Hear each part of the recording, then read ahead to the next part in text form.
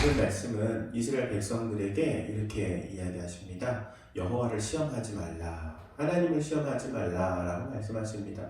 너희가 마사에서 같이 하나님을 시험하지 말라라고 말씀하십니다.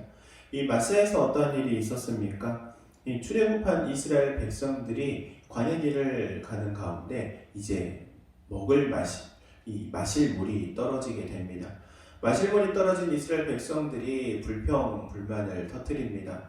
그리고 모세를 향하여서 이 물을 달라고 요구하죠. 그런데 이들이 하나님에 대한 원망 그리고 또한 하나님에 대한 불만이 가득하여서 이렇게 이야기합니다. 과연 하나님께서 우리에게 마실 물을 주실 수 있으신 분이냐? 하나님의 능력을 의심합니다. 그리고 그 하나님의 도우심과 그 능력에 대해서 악한 마음으로, 악한 생각으로 시험하고 있는 것이죠. 확인하기 위해서 지금 하나님, 하늘에 창을 여셔서 물을 공급하실 수 있으십니까? 우리에게 지금 마실 물이 떨어졌는데 과연 하나님은 우리에게 마실 물을 주실 수 있는 분입니까? 라는 것을 지금 확인하고자 하는 것이죠.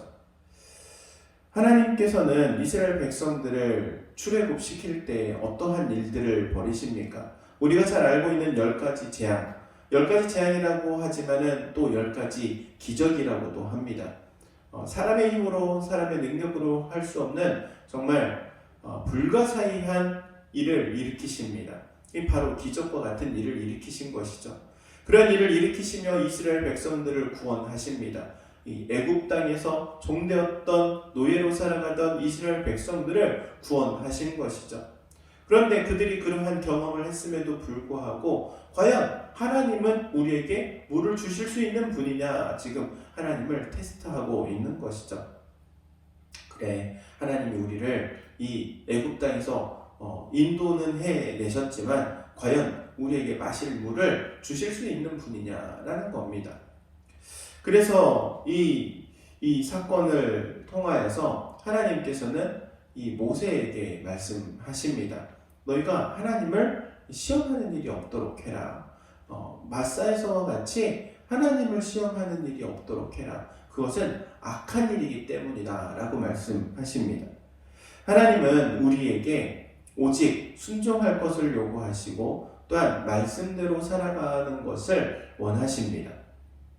우리가 하나님을 테스트하는 것이 아니라 하나님께서 우리를 다뤄보시고 오히려 하나님께서 우리에게 순종을 요구하시며 과연 하나님의 말씀을 따라 사는지 그렇지 못한지를 지켜보십니다.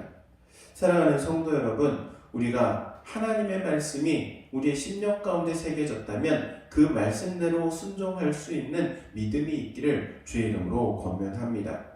하나님이 살아계신다면 나에게 도움이 되어 주십시오. 하나님이 정말 살아계신다는 증거를 나에게 보여주십시오. 라는 기도를 먼저 할 것이 아니라 내가 하나님의 말씀을 듣겠사오니 하나님의 말씀에 순종하며 나아가게 하옵소서 라는 기도가 먼저 이루어져야 한다는 사실입니다. 그리고 또한 그렇게 하나님의 말씀을 듣고 또한 지켜 행하고 순종하며 믿음으로 나아가는 이에게 하나님께서 복을 약속하시는데 어떤 복을 허락하십니까? 바로 조상들과 약속했던 그 약속을 이루어 주신다는 것이죠.